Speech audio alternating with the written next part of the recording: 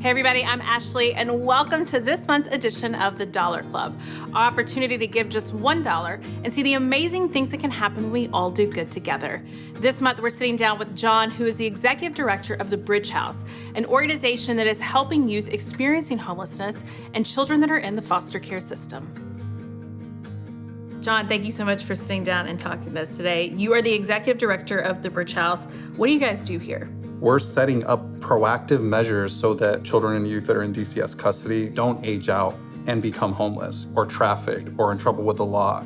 And so when we say that we're doing that, we're saying, okay, well, we're gonna provide temporary housing for them. The second is we wanna provide wrap care for foster, adoptive, and families in crisis so that foster parents aren't orphaned and burnt out and that they can feel like they have someone that they can talk to, they have resources available, they feel like people know them, they're praying for them, there's community. You have a very distinct vision for the kids and families that are a part of the Bridge House. What is that? We want every child to be in a home where they are loved, respected, and empowered. I mean, that's what I want them, and that's what every child deserves.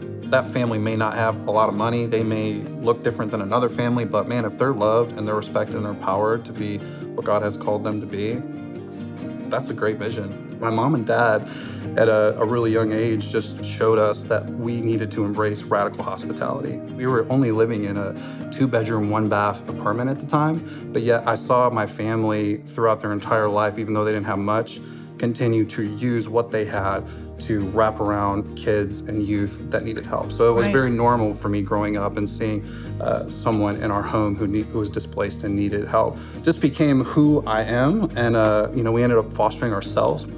When you're gospel-centered as a family and you're like, hey, we're about the kingdom, like we're not gonna build our whole family around like just us, I felt like I was part of something bigger. What are some of the statistics that you see with the kids that you were serving here? So the big one that I just read recently through Tennessee Kids Belong was 9,000 kids that are currently in DCS custody and 5,000 foster parents.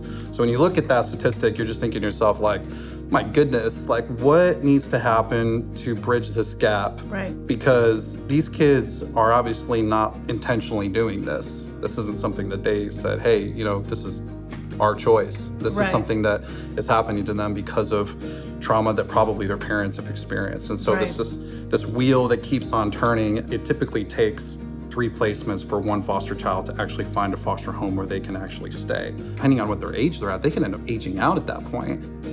I saw it with my own brother when he was adopted, and we went through that as a family, that when he aged out at 18, he still had things that he dealt with in his life because of the trauma he experienced at a young age, but he always came back. Was it easy? No, but you could see, like, what if he didn't have that? But when we're able to provide a place for them here, we're saying, hey, we got hope for you. God has a plan for you. Having a place to lay your head that is safe. Play, food, clothing, and have an area of hope to get their mind off their current situation. And then now, this is the thing I love the most, is that they have people that can pray for them. So I don't think anything greater than when you have a child come in and you know their name and our volunteer says, man, I know this child's name now and I'm gonna advocate on behalf of them. I think if a child can experience hope here, I think they might say, I can get through this. Like I have something to live for. That's powerful, man. What are some of the needs that you have here? I would say right out of the gate, we need partnerships. Whenever you do good, like in Galatians, it says, don't grow weary of doing good because doing good is hard. There's no way that we can do this on our own. Well, and I know with Serve the City, which we have at Cross Point, we're really excited to come and build out this outdoor space. I'm so excited about this. Now we're going to have a basketball court with a privacy fence where kids can play outside. They can get all their wiggles out. They can, go out there and play some ball. And we're just excited about that because that's going to be huge for their own health. And so this is going to give something for our volunteers to do as well with them so that they can build rapport with them and create relationship. What about financially? Because I know you have how many rooms here in the Bridge House right now? Yes, we have 2 rooms that can house up to 10. Do you think at some point you want to expand and build? Yeah. Is that a part of the dream? Oh yeah, absolutely. I mean, this is just getting started, and I feel like when this machine starts to be really well oiled and things are operating well, we can start to say, all right, God, what's next?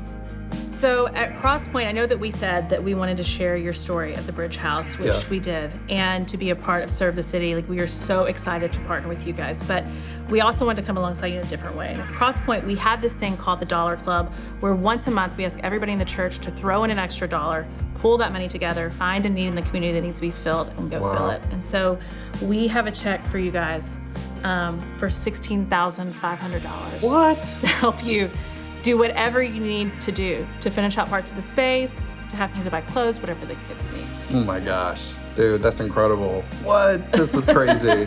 Wow. There's so much momentum right now with what we're doing. I remember when we first started doing this, I kept going to God, I'm like, God, what if we fail? Like, what if we're doing this? Like, what if it doesn't work? To be able to have these moments, it's pivotal because it gives us the continued momentum to say, like, man, God is in this. The number of kids that this place is going to help just feel loved and accepted and hopefully be able to just thrive. It's amazing what you are doing. Yeah, we're excited.